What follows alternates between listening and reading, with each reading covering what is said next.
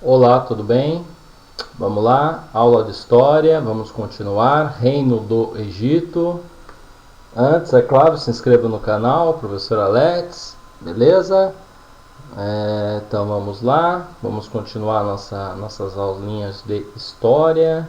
Tem um QR Code aí para facilitar no processo, ok? Então vamos lá, para quem não conhece o canal, professor Alexandre, canal professor Alex. Se inscreva, vamos em frente.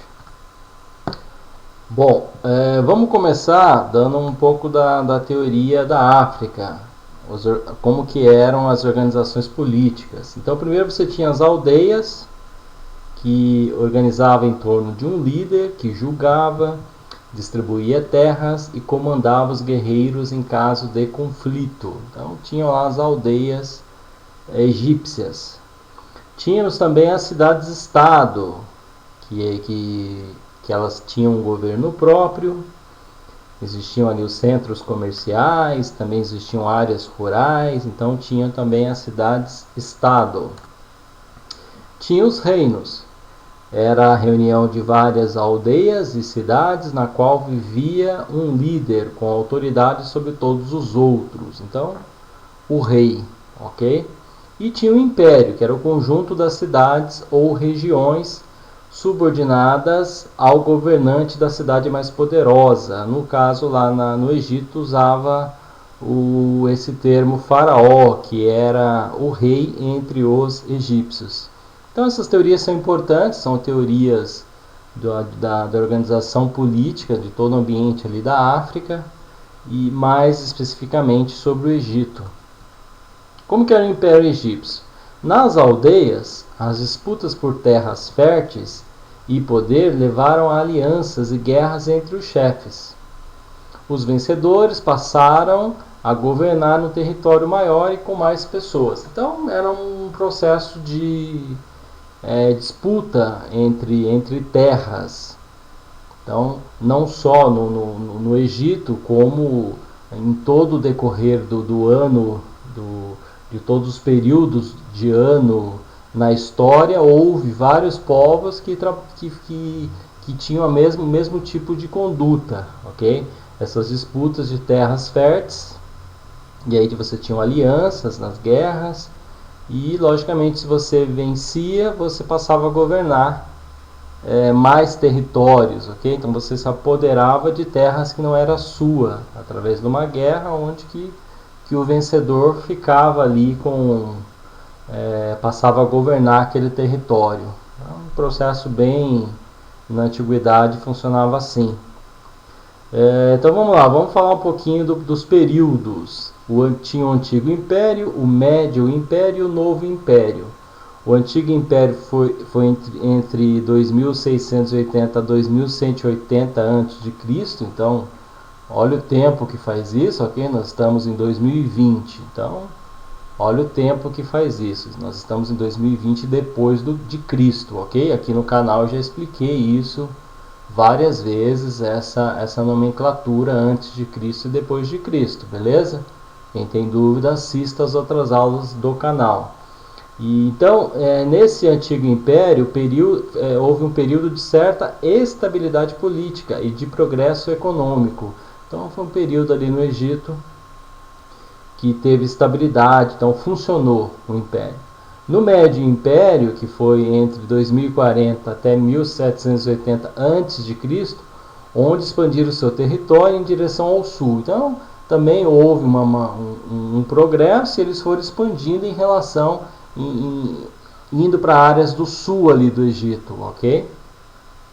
Teve o Novo Império, que foi de 1580 até 1070 a.C., onde que eles expulsaram alguns inimigos ali que ocuparam algumas terras egípcias e se organizaram melhor com cavalaria, carros específicos ali para a guerra. Então eles conseguiram, vamos dizer assim, se organizar melhor, com melhores armas voltadas para a guerra, dentre outras coisas.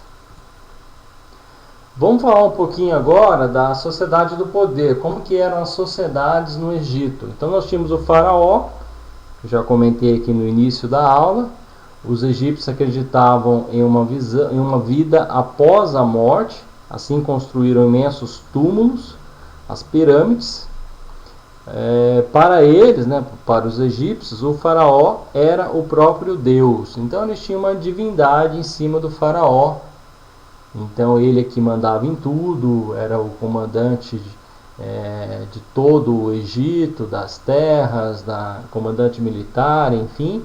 E eles não ousavam em desobedecer, vamos dizer assim, porque acreditavam na divindade do faraó. Maravilha? Então, tinha uma teoria bem específica ali do Egito. Continuando, tinha também os altos funcionários e os sacerdotes. Então tinha o vizir, que era a maior autoridade do país depois do faraó. Então depois do faraó era o vizir. Tinha os escribas, que eles trabalhavam para o Estado, para os templos religiosos e também trabalhavam para o exército. Tinha os sacerdotes, que executavam serviços religiosos e administrativos nos templos, que geralmente eram muito ricos, porque tinha muita arrecadação de imposto. Tudo que o trabalhador conquistava, ele acabava doando para os templos egípcios. Então, esses templos religiosos eram bem ricos. Maravilha? Continuando, pessoal. Tinha também os artesãos, que geralmente eram carpinteiros, ferreiros, joalheiros, enfim, aquelas pessoas que confeccionavam produtos que eram vendidos para os comerciantes que comercializavam os produtos. Maravilha? Tinha também os militares, que lutavam em troca de terras ou de parte dos saques realizados na guerra. Então, tinha isso também. O militar também tinha vamos dizer assim, uma espécie de garantia que novas terras iam pertencer àquele conjunto de militares específicos, e também tinha aquele processo que ia no território inimigo e iria saquear os lugares. Então o ouro, as coisas do lugar também poderia ficar uma parte, é claro, para esses militares. E tinha os camponeses e também os escravos, né? Os camponeses são os que trabalhavam, né? Então tinha que ter as pessoas que trabalhavam, faziam os trabalhos ali braçais, então eram chamados de camponeses. E os escravos, para eles na época, eram os prisioneiros de guerra, né? De repente, pessoas de terras onde que eles ocupavam e que não pertenciam àquela comunidade egípcia, na verdade eles chamavam de escravos, ok? Então é uma história assim bem singular, bem específica do Egito. Legal? Como que era a religiosidade egípcia? Bom, vamos lá. Eles eram politeístas, isto é, acreditavam em vários deuses. Então vamos dar alguns exemplos de deuses que os egípcios acreditavam. Tinha o Amon-Ra, que para eles era o criador do universo e também criador de todos os deuses. Tinha Osíris, que era o deus da vida após a morte. Tinha a Ísis, que era irmã e esposa de Osíris. E tinha o Horus, que é o filho deles, enfim, entre outros. Esses são alguns apenas que eu trouxe aqui para vocês. Então, eles eram então politeístas. Então, eles acreditavam em vários deuses, ok? No nosso período atual, é muito difícil, praticamente não existe esse processo, é bem difícil pelo menos, né? A pessoa ser politeísta. Geralmente a pessoa acredita num Deus só, ok? Ou em algum outro tipo vamos dizer assim, de fé, ok? Mas naquela época eles acreditavam que tinha um Deus para cada coisa, o Deus do sol, o Deus do mar. Então tinha na religião egípcia tinha essa cultura politeísta.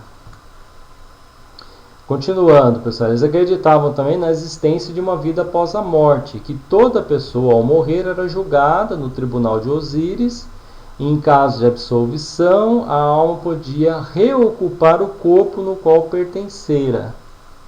Ok? Então, uma teoria interessante.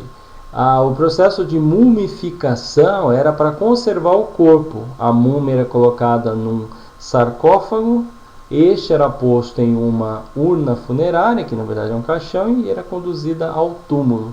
Então eles tinham toda essa teoria, a pirâmide era como se fosse vamos dizer assim, o local onde ia conservar ali todos os bens daquele faraó específico, ou de qualquer outra pessoa que pertencesse à sociedade.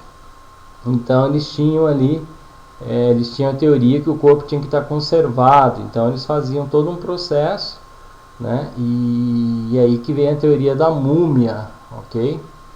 O que é interessante dessa aula, pessoal? Tem vários filmes que contam essa história, tem músicas que falam, que brincam com essa história de Egito, de Faraó, só vocês consultarem. Tem novelas, né? Teve uma novela aí que passou há pouco tempo, que falava disso, e todo esse processo. Tem filmes, acho que o nome do filme deve ser A Múmia mesmo, que vocês podem consultar. Então tem várias. Na história se falou muito dessas teorias do Egito, porque é uma civilização bem antiga. Então toda uma teoria, não digo que se conservou, toda essa teoria é consultada em vários momentos. E em história é muito importante essa história do Egito, ok? Claro que tem muito mais coisas, mas para frente eu farei mais aulas específicas, ok? Sobre o Egito, mas quis trazer mais a teoria geral para vocês. Até o próximo vídeo. Dúvidas no e-mail, ok? Se tiver alguma dúvida específica, escreve no e-mail. O e-mail você encontra aí embaixo nos comentários. Na parte do sobre o vídeo, na parte de baixo aí você encontra o meu e-mail, tá? Escreva também um comentário, né? De repente quer fazer algum comentário aí positivo sobre o vídeo, eu agradeço. Clique no gostei, ligue as notificações e, claro, se inscreva no canal, tá bom? E embaixo aí também tem o link de alguns cursos, quem se interessar. Beleza? Bom, obrigado a todos. Fique em paz. Até o próximo vídeo.